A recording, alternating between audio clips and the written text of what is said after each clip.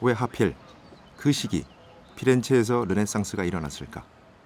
이러한 르네상스의 탄생에 대한 의문을 우연의 일로 생각하면 간단해집니다. 고민할 일이 없어지니까요. 천재 수학자 겸 물리학자인 프리먼 다이슨에게 들어봤습니다. Yes, no, it's certainly true. There are times and places where you have a whole crop of people with genius at the same time. And so we have examples in ancient Greece and in Italy in the Renaissance when you had many geniuses together. But there's no way you can make that happen. It just happens, right? Yes. 르네상스는 그냥 일어나는 것이라 했습니다. 많은 사람들이 그렇게 생각하고 동의해 왔습니다. 그러나 세상을 변화시키는 일에 우연만 있었을까요? 뭔가 르네상스를 가능하게 했던 필연적인 요인이 있었던 것은 아닐까요? 피렌체가 아니었다면 그렇게 많은 천재들이 발현될 수 있었을까요? 동시대 다른 지역과 비교해 보면 이 점은 분명해집니다. 그렇다면 피렌체의 그 무엇이 이것을 가능하게 했던 것일까요? 과연 그것을 풀 수 있는 코드는 있는 것일까요? 피렌체에서 가장 오래된 건축물 중에 하나, 성 지오반니 세레당. 저는 지금 그 안으로 들어가려고 합니다. 저 천국의 문 안에 누구도 잘 모르는 코드의 단서가 하나 있다고 했습니다. 다른 곳도 아닌 피렌체에서 그 시기 그토록 많은 천재들이 태어난 단서, 사람들이 결코 코드로 연결해 보지 않는다고 했습니다. 그 안에서 대부분은 천장을 올려다보기 마련입니다. 그러나 금박으로 장식된 초기 비잔틴 양식의 아름다운 천장화가 보이는 것 이외에 별다른 코드는 보이지 않습니다. 어디에 있을까요? 그는 해적 출신이라는 소문도 있었습니다. 메디치 은행에서 돈을 빌려 추기경직을 샀고 교회 대분열 시대에 피사에서 선출된 세 번째 교황이 되었다고 했습니다. 동시기에 세 분의 교황이 있었던 것입니다. 피렌체의 지지를 받던 그 중에 한 분, 요하네스 23세 교황입니다. 결국 콘스탄츠 공회가 열려 세 교황이 다 폐위당하고 감금되었습니다. 그런데 그때 이분을 구출하기 위해서 38,000 플로린이라는 거금, 지금으로 따지면 한 150억쯤 되는 거금을 아무런 조건 없이, 아무런 담보 없이 대신 지불해 줌으로써 사람들을 경악하게 만들었습니다. 그렇게 풀려난 교황을 이곳 피렌체에 모셨고 마지막까지 보살폈으며 사후 이곳에 모신 것입니다.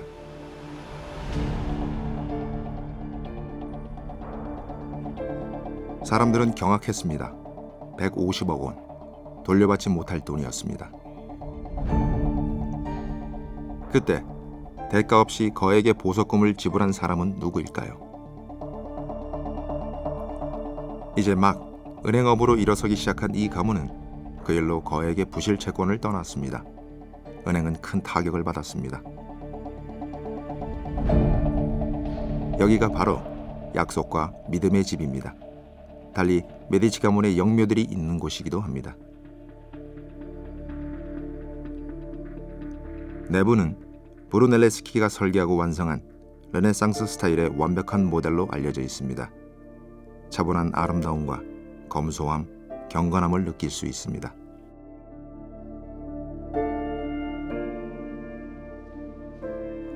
코드의 주인공은 요하네스 23세 폐위 교황을 위기에서 구출한 메디치 가문의 조반니 디비치 데 메디치였습니다. 그리고 그 코드 이름은 마음의 코드였습니다.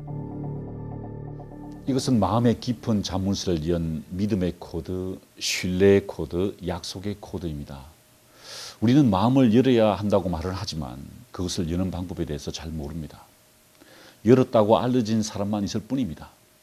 그가 마음을 어떻게 열었는지 알 수 없기에 이것이 바로 코드입니다.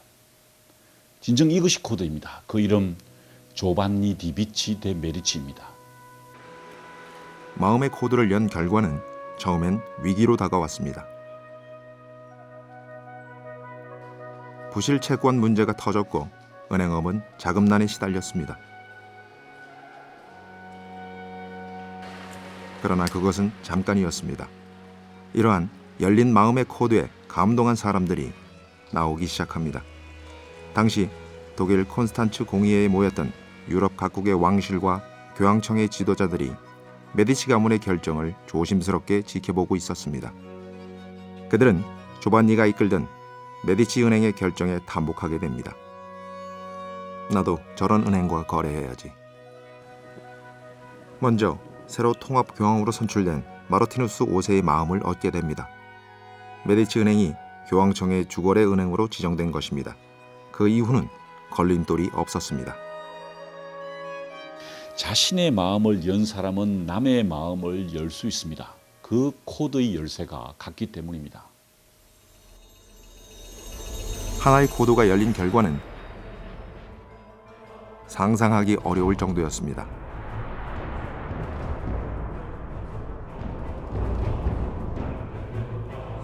갑자기 돈이 말 그대로 유럽 전역에서 굴러들어오기 시작합니다. 그리고 관련 없어 보이는 사람들의 마음까지도 메디치 가문을 향하게 됩니다. 피렌체 시민들의 마음까지 얻은 것입니다. 이제 메디치 가문은 피렌체의 중심이 됩니다. 새로운 기운이 피렌체에 넘치기 시작합니다. 전통적인 겔프당과 기벨린당의 경쟁 시대가 끝나고 길드가 등장하여 길드 중심으로 새로운 시민의식이 팽배하기 시작합니다. 도시 경제의 급격한 성장은 도시 범위의 확장을 불러옵니다.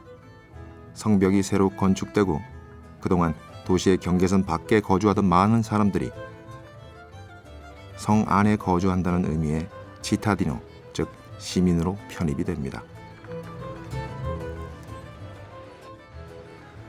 시민계급의 대도와 함께 시민의식의 성장이 있게 된 것입니다. 피렌체에서 태동한 르네상스는 이 시민의식의 성장과 밀접한 연관을 맺게 됩니다. 그것은 곧 공화정에 대한 애착으로 이어집니다. 이러한 사회 동력은 피렌체를 유럽의 경제 중심지로 떠오르도록 하고 있었습니다. 이러한 모든 사회 변화 가운데 가장 눈에 띄게 변한 것이 돈에 대한 관념의 변화였습니다. 그 이전까지 돈은 죄악에 가까웠습니다. 말이 좋아 은행업이지 실제로는 고리 대금업이었고 서민들의 피눈물이 거기에 섞여 있었습니다. 1345년경에 그려진 프레스코아입니다. 단테의 신곡의 내용을 주제로 그려진 지옥도입니다. 중세 교회는요, 고리 대금업, 지금의 은행업을 금지시켰습니다. 그런데 은행업을 한 사람들은 보수부터 모두 지옥으로 가고요. 지옥에 들어가서도 고리 대금업 때 사용됐던 돈자루를 만든 것입니다. 이것이 신곡이 기록되어 있는데 이것이 그림으로 그려지게 된 것이죠. 그러니까 이 14세기까지만 해도 그 고리 대금업이나 그 은행업에 대해서 중세 교회가 유럽 사람들이 굉장히 부정적이었다는 것을 볼 수 있는 그림입니다.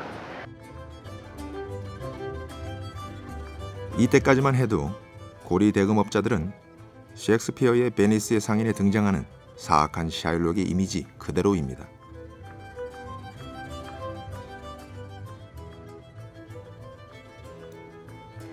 고리 대금업자에게 돈을 빌리는 것은 죽음을 담보로 하는 것이라는 점을 일깨우는 그림도 있었습니다.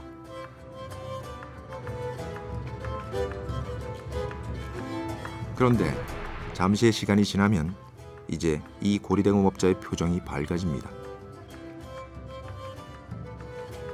부정적인 인식이 바뀌고 있었던 것입니다.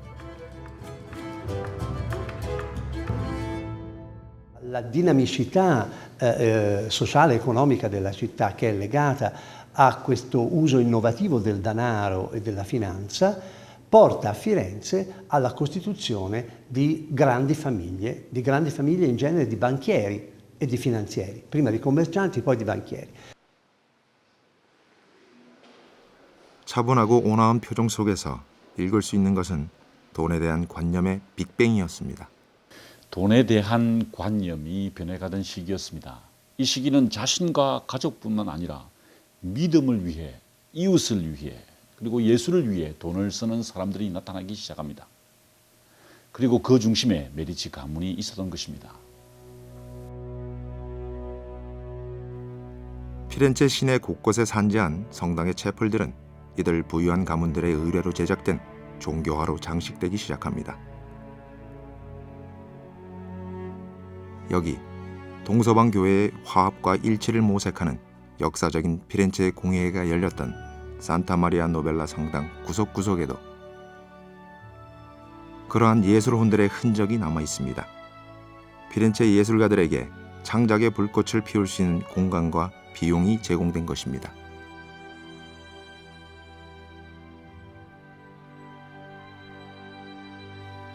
여기엔 종교적 주제뿐만 아니라 피렌체 동시대인들을 이끈 인물들의 면모도 드러나 있습니다. 인문학의 빅뱅을 이끈 철학자 마르실리오의 모습입니다. Santo Spirito, San Lorenzo, le Cappelle dei Principi, e mi fermo qui, Palazzo Medici, insomma, San Marco, i lavori all'Annunziata.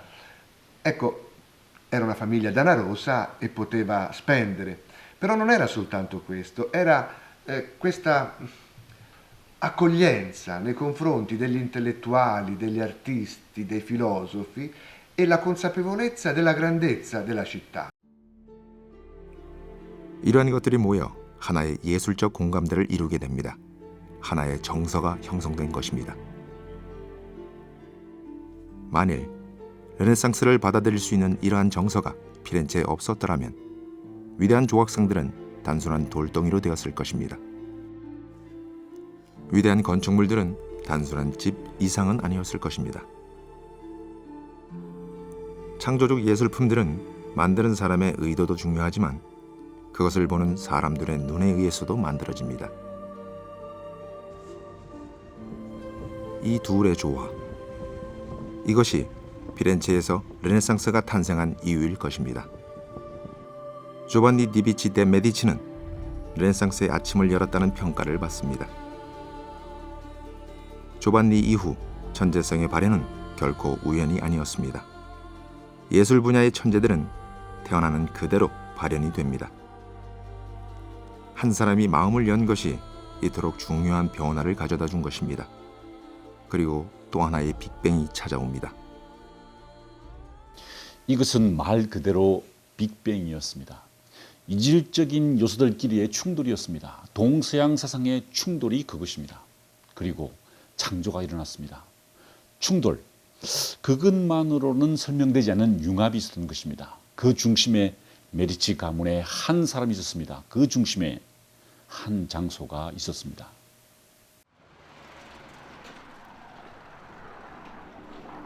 그 장소는 당시 피렌체 외곽 성벽에 인접했던 메디치 가문의 별장으로 사용되었던 곳입니다.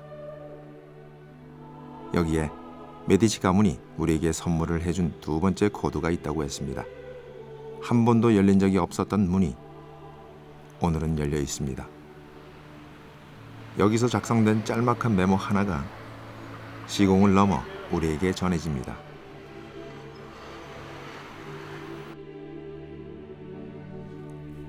나는 어제 카레지 별장에 왔네. 이곳에 정원을 경작하러 온 것이 아니라 내 마음을 경작하기 위해 왔다네.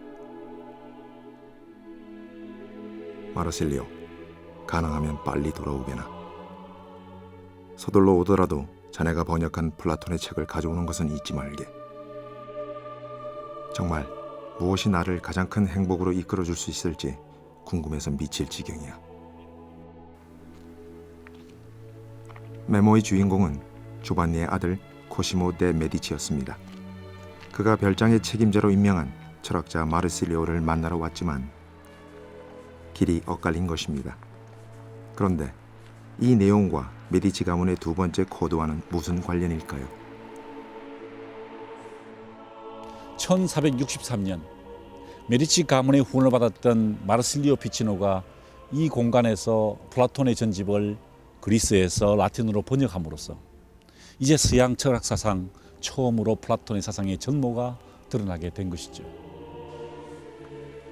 코시모 데 메디치가 애타게 기다린 플라톤 전집은 나중에 이곳으로 옮겨 보관됩니다.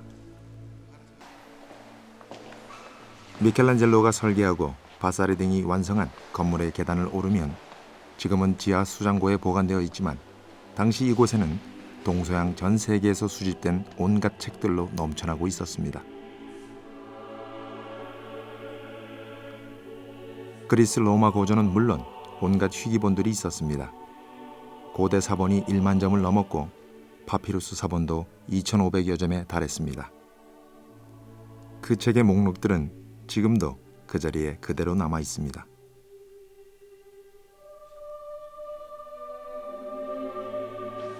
코시모는 플라톤 철학에 새롭게 번역된 내용이 몹시도 궁금했던 것입니다. 잠시를 참지 못해 피렌체로 편지를 보내 마르실리오를 오게 한 것입니다. 코시모 데 메디치는 이 별장을 단 한 개의 조건을 걸고 마르실리오를 위해서 지어줬습니다. 그 조건은 당신이 하고 싶은 일을 하시오였습니다. 그리고 이 공간의 이름을 플라톤 아카데미라 붙였습니다. 신플라톤주의 철학이 세상에 그 모습을 드러낸 것입니다. 이곳에서 플라톤의 철학을 부활시키라는 지시를 내렸던 것입니다.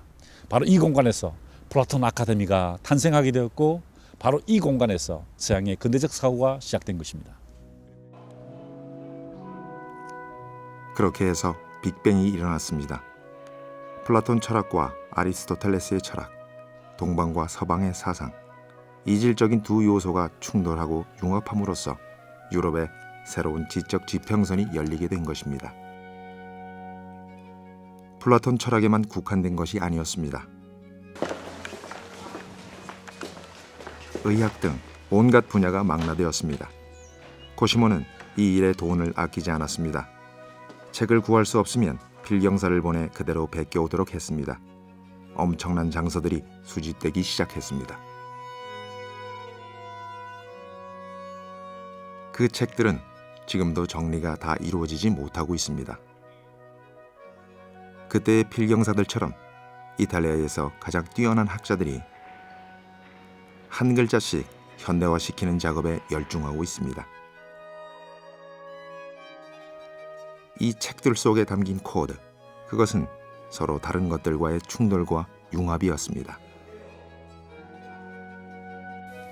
어떻게 그것을 보고 지원할 수 있었을까요? 지금에서야 그 중요성을 이해하고 있는 융합 개념이 그것입니다. 이질적인 것들, 달라 보이는 것들, 관계없어 보이는 것들 속에서 뭔가를 발견하는 작업, 그것이 코드를 발견하고 푸는 작업입니다. 신플라톤주의 철학의 또 다른 산실, 메디치 저택 2층의 가족 기도실입니다. 이곳에는 플라톤 철학의 존재를 알려준 동서양 교회의 역사적인 만남을 기념하는 고철리의 프레스코와 동방박사의 행렬이 그려져 있습니다. 이 역사적인 만남이 그냥 만남에 그쳤다면, 코시모가 그 생각의 빅뱅을 이끌어내지 않았다면 아무 일도 일어나지 않았을 것입니다. 이 그림에선 동방박사들을 메디치 가문의 인물들로 묘사하고 있습니다. 코시모의 대를 이을 어린 손자 로렌초가 행렬의 선두를 이끌고 있고 코시모는 당나귀를 타고 뒤를 따르고 있습니다. 보티첼리의 작품, 코시모 데 메디치의 메달을 들고 있는 청년입니다. 이러한 코시모의 정신이 피렌체 청년의 품에 영원히 간직되고 있음을 상징적으로 보여주는 그림입니다.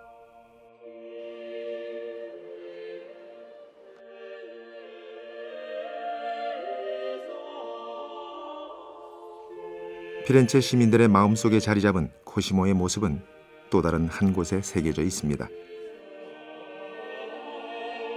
코시모는 이곳에 따로 수도사의 방 한 칸을 개인 기도실로 사용했습니다. 일종의 그의 영적인 휴게실이었습니다. 바로 여기 보이는 이 사람이 코시모 데 메디치입니다. 코시모 데 메디치는 그 바쁜 일정 가운데서도 늘 이곳에 와서 기도하고 명상하고 스스로의 영혼을 돌아보는 그런 일로서 시간을 보내는 것으로 유명했죠. 그래서 여기는 코시모의 기도방입니다. 그가 마련한 르네상스의 이론적 토대는 그렇게 해서 동시대 천재들에게 전달이 되어 그 위력을 더해갑니다. Brunelleschi, Ghiberti, Donatello, Michelozzo, Beatangelico, sono tutti questi gli artisti che crescono intorno alla figura di Cosimo il Vecchio de' Medici, perché la famiglia 조반니와 코시모가 없었더라면 그들이 열었던 두 개의 코드 그리고 예술에 대한 열정과 후원이 없었더라면 르네상스는 일어나지 않았을지도 모릅니다. 그러한 점들을 더욱 명확하게 해주는 것이 바로 이들의 네트워크입니다. 근데 처음에는 하나씩 이렇게 나와서 눈에 안 띌 뿐이죠. 근데 어느 순간에 어떤 후원 체계라든지 이런 조건이 맞아 떨어지면 그 사람들이 순식간에 어딘가로 모이죠. 그러면서 천재가 더 많아지고 서로 영향을 주면서 천재는 또 천재끼리 배우는 게 있거든요. 그래서 그 사람들이 수도 없이 쏟아져 나오죠. 그래서 천재 밑에서 천재가 나온다는 얘기가 노벨상 수상자들을 보면 알 수 있어요. 거의 뭐 절반 정도가 사제관계인데요. 울트라 엘리트들은 자기네들끼리 계승되는 경향이 있다는 거예요. 그렇기 때문에 서로 모이면서 거기서 영향을 받고 그 다음에 다시 또 흩어지고 그럴 때 그 중심되는 어떤 축, 그거 굉장히 중요하다는 거예요. 네트워크로 치면 허브가 있습니다. 네, 허브가 있습니다. 그렇습니다. 네트워크입니다. 그리고 네트워크의 중심에 허브가 있기 마련입니다. 그 허브의 역할을 조반니와 코시모 두 메디치 가문의 수장이 대를 이어 수행하고 있었던 것입니다. 허브는 연결된 네트워크와 긴밀한 관계를 갖게 됩니다. 그리고 이 허브와 네트워크가 서로 긴밀하게 관계를 맺을 때 창조적인 역할을 해내는 것입니다. 천재들이 폭발적으로 등장하는 시기는 우리가 허브라 부르는 중심축이 있기 마련입니다. 여기 조반니와 코시모 두 사람을 천재의 계단에 넣어보면 천재들의 발현이 더욱 활발해지는 걸 볼 수 있습니다. 그들의 활동 시기에 천재들 역시 대거 출연하고 있습니다. 메디치 가문의 두 수장이 천재들의 중심축이었던 것입니다. 불멸의 신이시여, 이제부터 제가 이야기하려는 이 도시 피렌체의 영광에 필적할 만한 웅변력을 제게 주소서. 어느 누구도 어떤 사람의 웅변력으로도 이 도시의 위대함을 다 표현하지는 못할 것입니다. 1401년에 울려 퍼진 브루니의 피렌체 찬가는 메디치 가문의 조바니가 있던 그 시절이었습니다. 르네상스기의 휴머니즘 그리고 공화정에 대한 찬양의 노래는 코시모를 거치면서 중흥기에 이르게 됩니다. 그런데 여기서 우리는 깊이 생각해야 할 것이 있습니다. 언제까지나 계속될 것 같던 르네상스가 왜 갑자기 끝이 났는가 하는 점입니다. 그런데 벌써 이 이야기를 하는 건 이르다는 지적이 있을 수 있습니다. 르네상스 최고의 전성기라 일컫는 코시모의 손자 로렌조 데 메디치의 피렌체 통치 시기가 기다리고 있기 때문입니다. 그렇습니다. 그가 다스리던 시기는 또한 피렌체의 전성기, 메디치 가문의 전성기였습니다. 그런데 모순되게도 르네상스의 몰락은 가장 전성기일 때 이미 그 모습을 드러내기 시작합니다. 위대한 자로 칭송받던 로렌초 시기였습니다. 이 일은 그렇게 시작되었습니다.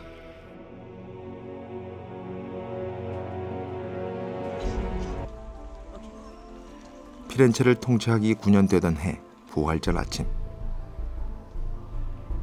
로렌초는 가족과 함께 산타 마리아 델 피오레 대성당의 미사에 참석하고 있었습니다. 그때 교황청과 나폴리 왕국의 비호를 받고 있던 파치 가문의 암살단이 로렌초의 목숨을 노렸습니다. 원격 조종자는 멀리 로마에 있던 교황 식스투스 4세였습니다. 당시 피렌체는 은행업으로 막대한 수익을 올리고 있을 때였습니다. 과다한 이익이 있는 곳에는 과다한 경쟁이 초래되기 마련입니다. 그 경쟁이 초래한 위기가 바로 파치가의 음모 사건이었습니다. 동생 줄리아노가 현장에서 처참하게 살해당합니다. 로렌조 자신도 수차례 칼에 찔렸으나 주변의 도움으로 가까스로 목숨을 건지게 됩니다. 실패로 돌아간 음모 가담자들은 모두 공개 처형을 당하고 파치 가문도 멸족을 당합니다. 이때 레오나르도 다빈치는 베키오 궁전 창문에 참혹한 모습으로 매달려 있는 음모자들의 모습을 남겼습니다. 특별히 식스투스 4세는 중부지방의 피레체가 너무 성장하는 것 혹은 너무 큰 국가로 강력한 국가로 성장하는 것을 견제하고자 했습니다. 그래서 그 암살을 사주했던 것이죠. 절체절명의 위기를 겪은 로렌초는 이때부터 성격이 변했다고 알려져 있습니다. 대중 앞에 나설 때 가면을 쓰기 시작한 것입니다. 가면. 사람들은 여전히 그를 좋아하며 반겼지만 정작 당사자는 마음의 문을 닫은 것일까요?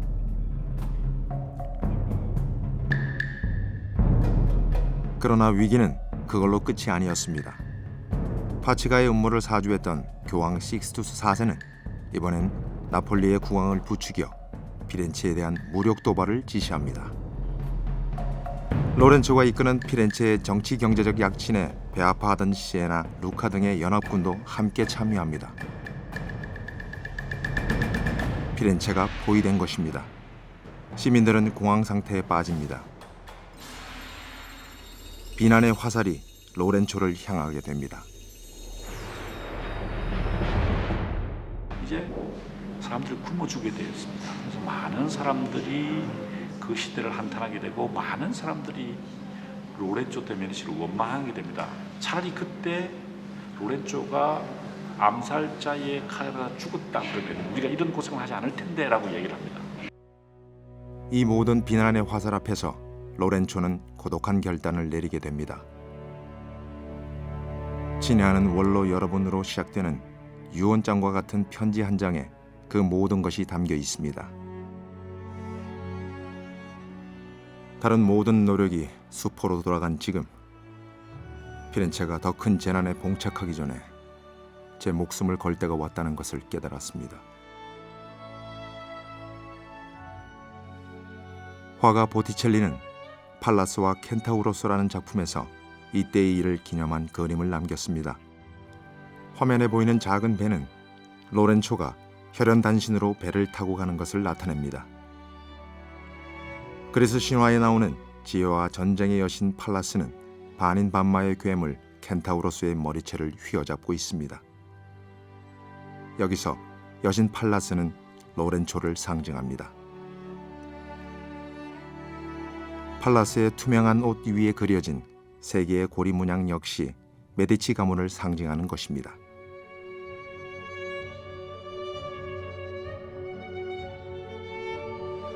나폴리 국왕과의 3개월에 걸친談判 끝에 포위는 풀리고 피렌체엔 평화가 찾아옵니다.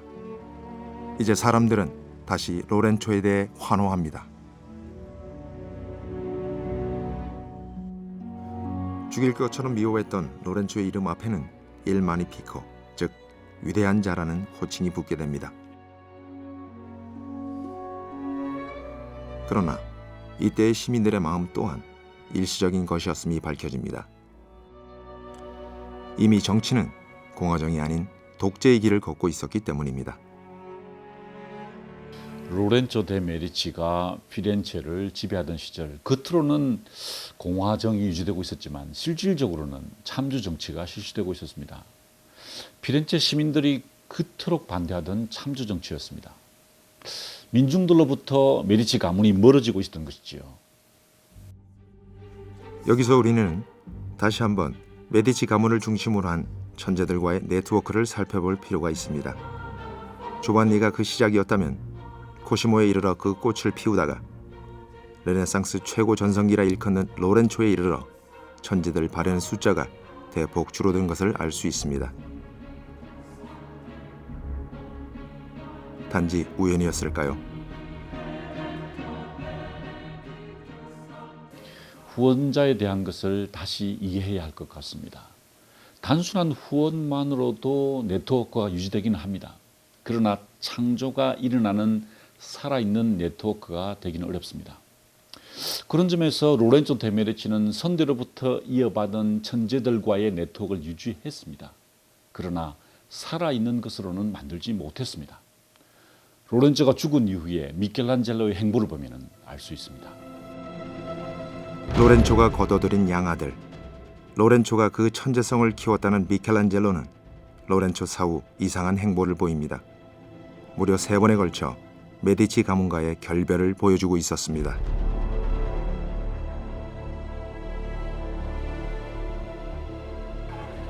그 첫 번째가 우리에게도 익숙한 이 다비드 조각상입니다. 이를 이해하기 위해서는 잠시 그 사이에 있었던 정치적 격변을 살펴봐야 할 것 같습니다.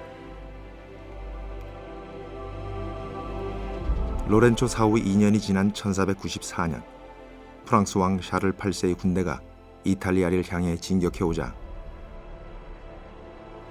로렌초의 장남 피에로 데 메디치는 겁을 먹고 혼자서 야반 도주를 합니다. 이에 격분한 피렌체 시민들이 폭도로 변해 메디치 가문에 남아있던 모든 재산을 강탈합니다. 메디치 가문의 갑작스런 축출과 몰락이었습니다. 이러한 정치적 공백기에 들어선 사람이 도미니크 수도회 소속의 산마르코 수도 원장이었던 사바나놀라의 신정정치였습니다. 그는 기독교 신앙으로의 복귀를 주창하면서 르네상스 예술마저 부정합니다. 종교적 열정과 광기가 피렌체를 휩쓸게 됩니다. 산타마리아 델 피오레 대성당에서 1497년에 행한 연설은 종교적 감동의 절정이었습니다. 그리고 허영의 화영식이 거행됩니다. 모든 허영적인 것을 버리라고 촉구하게 됩니다. 그래서 보시는 것처럼 이 밑에 쌓여있는 것이요, 허영의 의식에서 사용되는, 여기 보시면은 보카치오가 보이죠? 바로 데카메론입니다. 보카치오가 쓴 데카메론과 같은, 그리고 장식적인 물건들, 무기를 뜻하는 것, 여기 보시면 재밌는 게 코시모 데 메디치의 메달도 하나 보입니다. 르네상스를 이끌었던 코지모마저 이 허영의 화영식의 제물이 됩니다.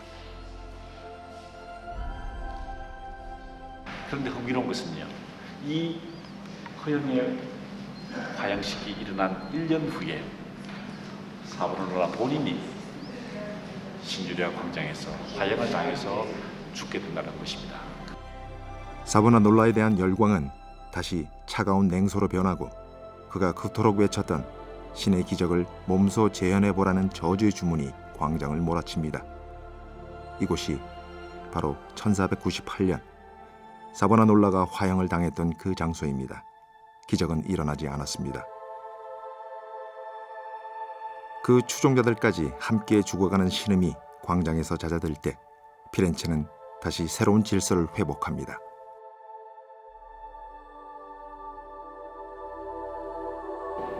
그 다음에 피렌체 공화국이 시작되고 바로 이 장소에서 피렌체 공화국의 역사가 새롭게 시작되는 것입니다.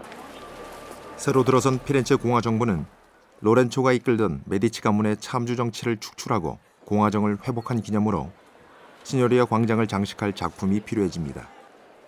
그 의뢰를 미켈란젤로가 받아들여 제작한 것이 바로 이 다비드상이었습니다. 그러나 메디치 가문의 운명이 끝난 것은 아니었습니다. 로렌초의 차남이 시련을 극복하고 추기경직을 거쳐 교황이 된 것입니다. 그가 바로 교황 레오 10세입니다. 라파엘로의 이 그림은 메디치 가문의 화려한 복귀를 알려주는 상징입니다. 그리고 다시 미켈란젤로에게 일이 주어집니다. 교황 레오 10세는 메디치 가문을 피렌체의 원래대로 복귀시킨 다음 산 로렌초 성당에 딸려있는 신성구실, 혹은 메디치 영묘라고도 불리는 이곳의 건축과 장식을 맡긴 것입니다.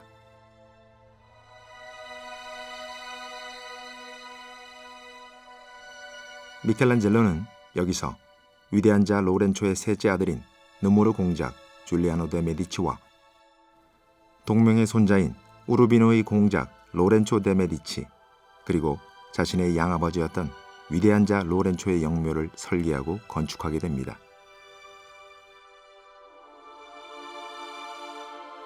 그러나 작업은 지지부진이었습니다. 그나마 줄리아노와 우르비노의 공작 로렌초의 영묘는 완성을 향하고 있었습니다. 이 영묘에서 남성은 황혼을, 여성은 새벽을 의미한다고 합니다.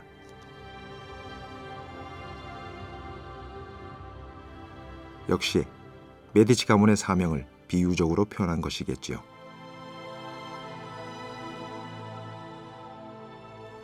그런데 여기 조각을 하다 중단된 영묘가 하나 있습니다. 미켈란젤로 자신의 양아버지 위대한 자 로렌초의 영묘입니다. 다른 영묘는 완성을 보고 있었는데 왜 양아버지의 영묘만은 이렇게 미완성일까요? 그러다 일이 벌어집니다. 1527년 로마에서 위기가 발생하자 피렌체에서도 다시 시민 봉기가 일어나 메디치 가문의 타도를 외치게 됩니다. 느리게 진척되던 메디치 영묘 공사가 중단됩니다.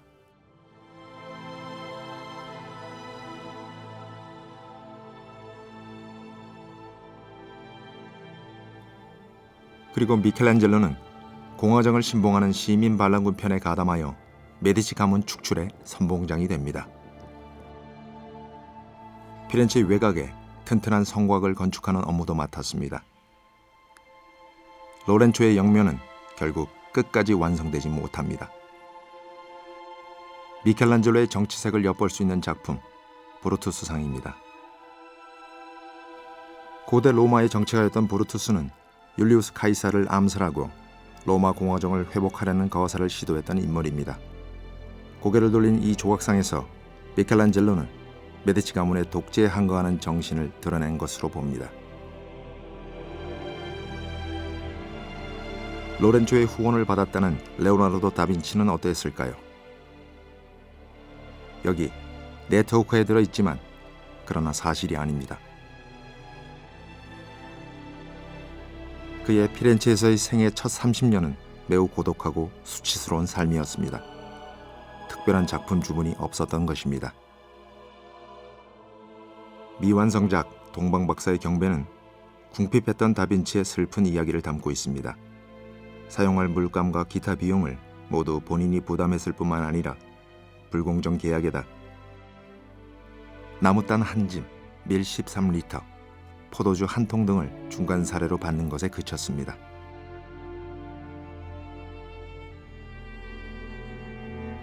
위대한 자 로렌초가 도와준 것은 다빈치가 피렌체를 떠날 때 신진 음악가라는 소개장을 하나 써준 것 정도였습니다. 로렌초와 천재들과의 네트워크, 이름뿐이었습니다.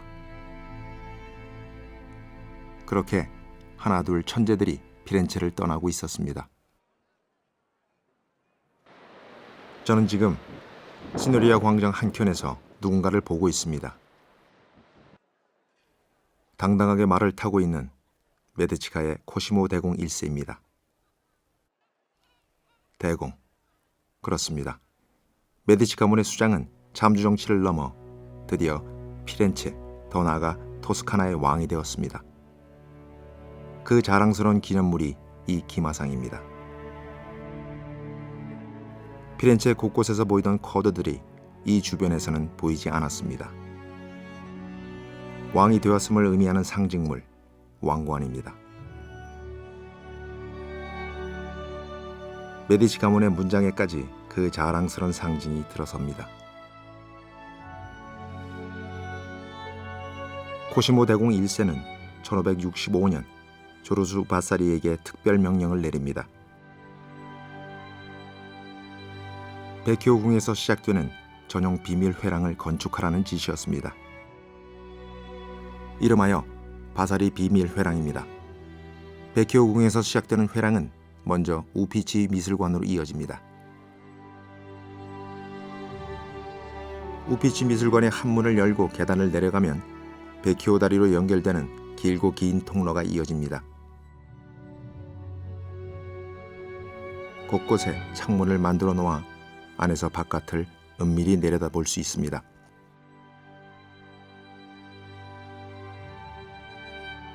통로 양쪽 벽에는 그때까지 수집된 르네상스 미술품을 비롯한 각종 진귀한 예술품들로 끝없이 장식되어 있었습니다. 메디치 직계 가족만이 누릴 수 있는 호사였습니다. 이 통로는 다시 베키오 다리로 이어집니다. 안에서는 바깥을 볼 수 있지만 밖에서는 안을 볼 수 없도록 설계되었습니다.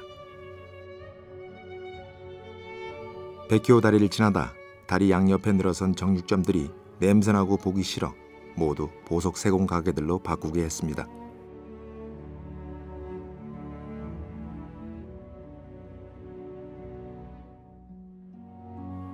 이제 미사를 위해 성당에 갈 필요도 없어졌습니다. 창문으로 보이는 성당을 향해 약식으로 간단히 해결합니다.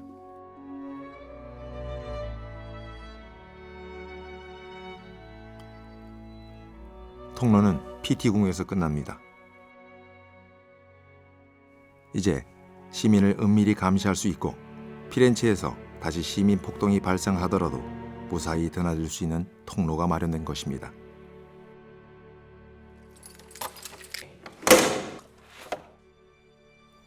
조반니가 열었던 그 마음의 문이 이제 닫힌 것입니다.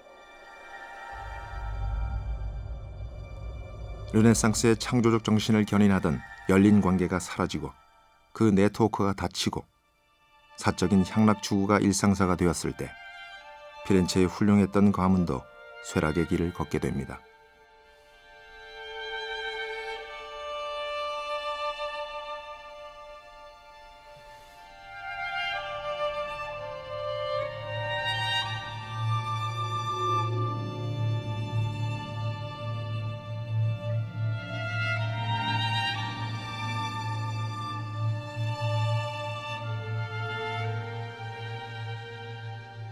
이제 우리는 메디치 가문의 마지막을 이야기하기 위해 한 여인을 만나러 가야 합니다.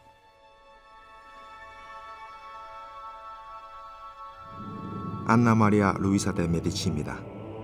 그녀가 있었기에, 그녀가 메디치 가문의 마지막 자존심을 지킬 수 있었기에 오늘날 피렌체엔 그때의 예술품들로 넘쳐납니다.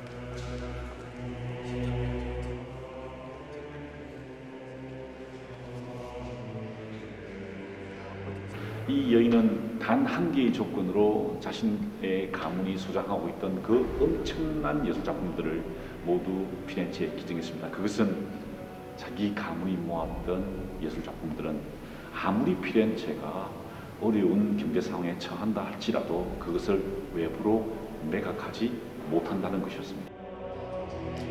메디치 가문의 처음인 조반니의 열린 마음과 메디치 가문의 마지막이었던 그녀의 마음이 같았기에 지금까지도 피렌체 시민들은 메디치 가문을 자부심과 명예의 상징으로 기억하게 됩니다. 처음과 끝이 같았던 것입니다.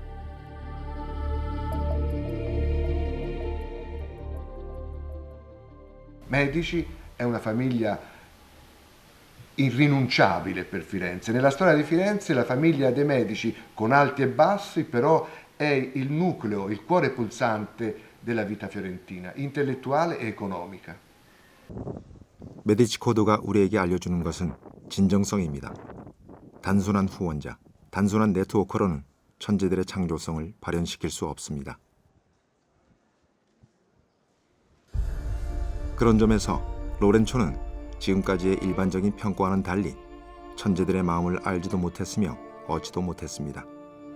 천재들과의 네트워크는 명목상이었을 뿐 진정성이 결여되어 있었습니다.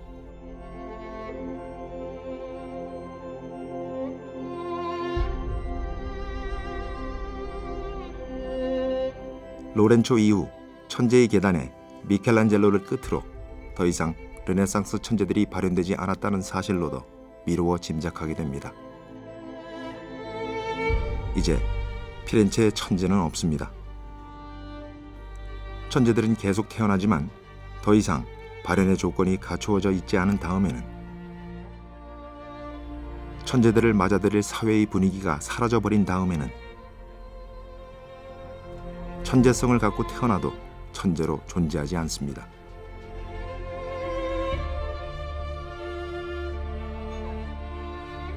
메디치 코드의 진정성의 의미를 우리는 여기서 다시 확인하게 됩니다. 산 로렌초 성당의 지하 납골당에는 생전에 서로를 알아보고 서로를 위하던 두 천재가 나란히 잠들어 있습니다.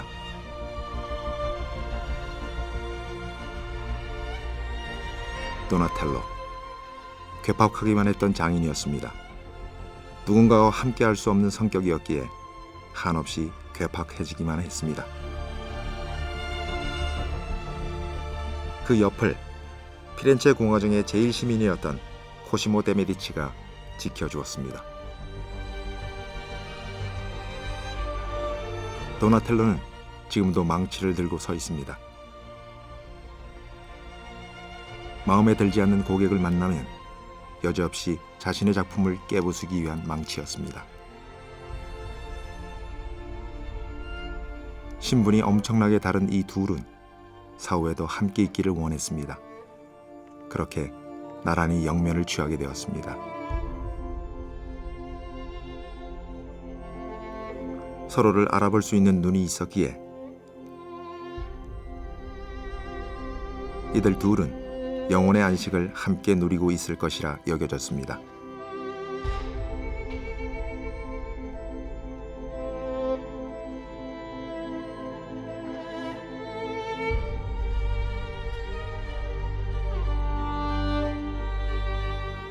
메디치 가문이 겨우 단 2개의 코드를 열었을 뿐인데 세상을 바꿀 수 있었습니다.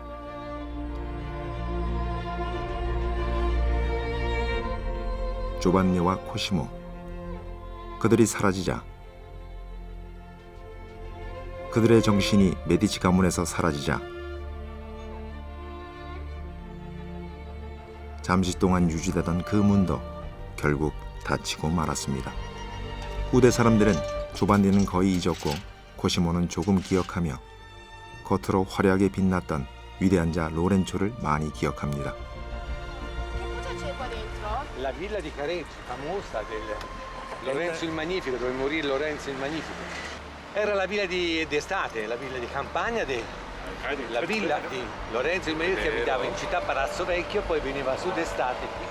Grazie mille.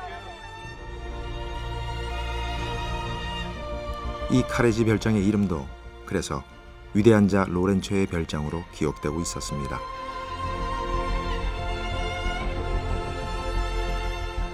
피렌체의 모든 것이 빛나 보이는데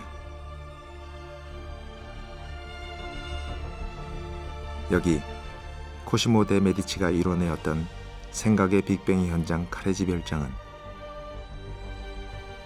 지금은 적막한 폐쇄된 정신병동이었습니다.